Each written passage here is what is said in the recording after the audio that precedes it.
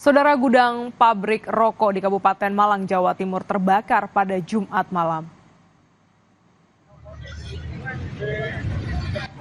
Kobaran api dengan cepat membakar gudang pabrik rokok yang menyimpan tembakau dan cengkeh milik sebuah pabrik rokok. 5 unit mobil pemadam kebakaran diterjunkan untuk memadamkan api.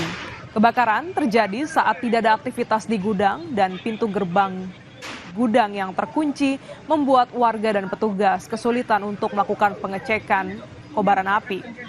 Kebakaran baru bisa dipadamkan setelah 4 jam proses pemadaman.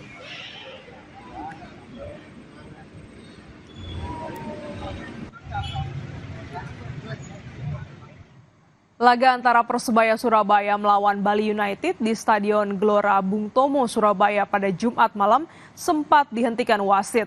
Pasalnya, ribuan supporter yang memadati stadion menyalakan flare dan kembang api yang asapnya memenuhi lapangan.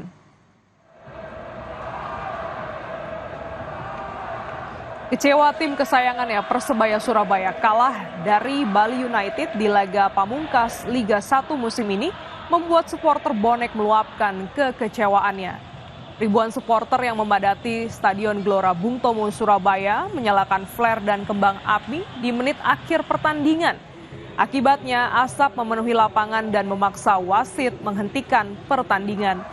Setelah hampir 10 menit laga dihentikan dan asap mereda, pertandingan dilanjutkan dan dimenangkan tim tamu Bali United dengan skor akhir 3-1. Sementara akibat aksi supporter menyalakan flare dan kembang api di tengah pertandingan akan mendapatkan sanksi dari Komisi Disiplin PSSI.